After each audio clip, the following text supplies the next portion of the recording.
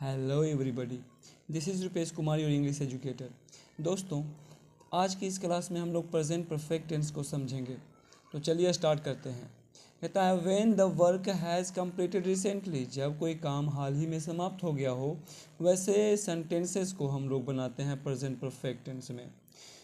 इसको एक और तरह से समझ सकते हैं हम लोग, जब कोई काम स्टार्ट होता है पास्ट में और समाप्त हो जाता है प्रेजेंट में, वैसे सेंटेंसेस को भी हम लोग कहाँ बनाते हैं दोस्तों? प्रेजेंट परफेक्ट टेंस में बनाते हैं।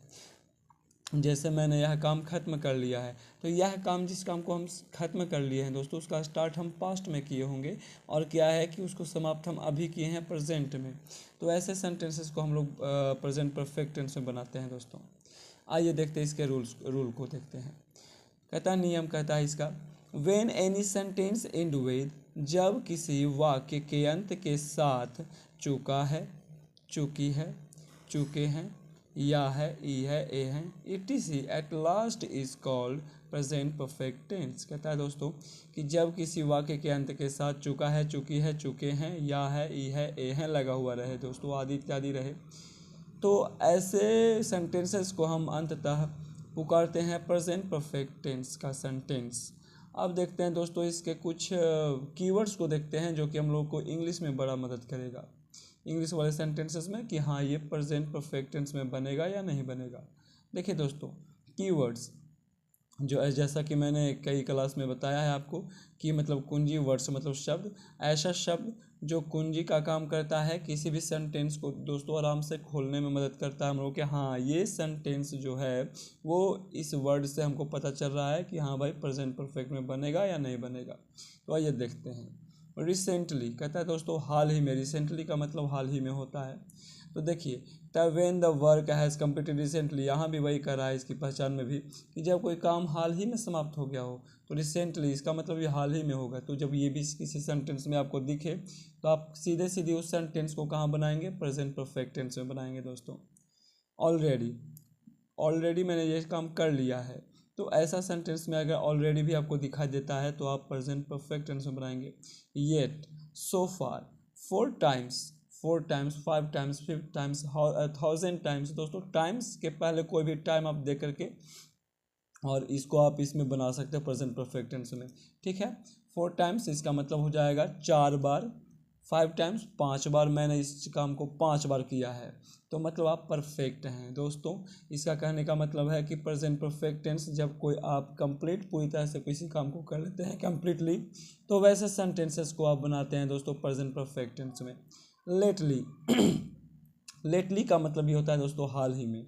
तो दोस्तों जब आप ऐसे सेंटेंसेस को देखते हैं कि हाल ही में मैंने इसको ख़त्म किया है, पूरी तरह से कंप्लीट कर लिया है, और परफेक्ट का मतलब ये होता है दोस्तों कंप्लीट, तो आप ऐसे सेंटेंसेस को, ऐसे वर्ड जो आपको दिख जाएं, recently, already, yet, so far, four times, कोई भी टाइमिंग दिया हुआ रहे और टाइम्स दिया हुआ रहे जी कि इतना बार, टाइम्स का मतलब बार हो जाता है दोस्तों कि इतना बार उतना बार, ठीक है ना।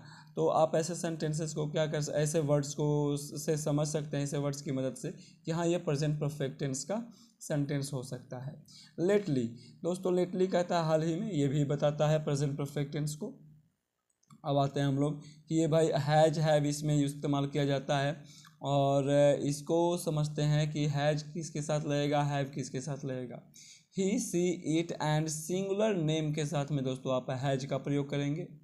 आई, we, you, they and plural name के साथ में दोस्तों आप हैव का इस्तेमाल करेंगे। कहता है दोस्तों इसका स्ट्रक्चर पर हम लोग चलते हैं, सूत्र पर।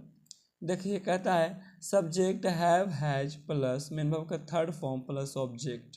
दोस्तों ये अफर्मेटिव का सेंटेंस का ये स्ट्रक्चर है। देखते हैं पहले अफर्मेटिव में कैसे सेंटेंसेस को हम बनाएंगे।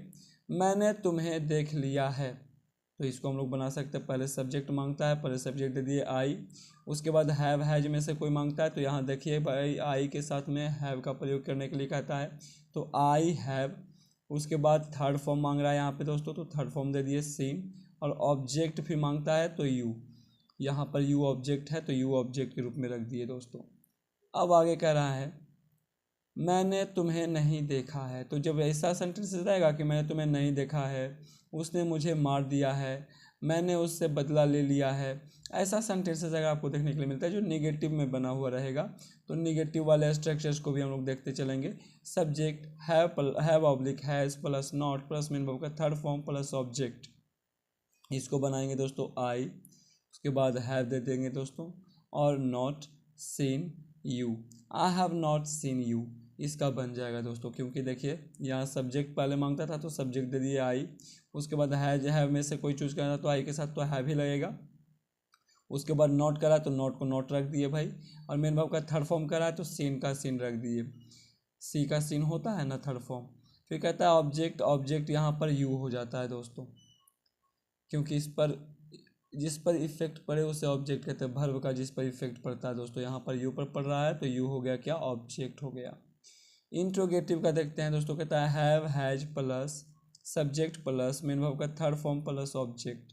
तो दोस्तों ये इंट्रोगेटिव जैसे सवाल करेगा प्लस क्वेश्चन मार्क दोस्तों, यहाँ पे आप क्वेश्चन मार्क दे दोगे, छूट गया है गलती से दोस्तों।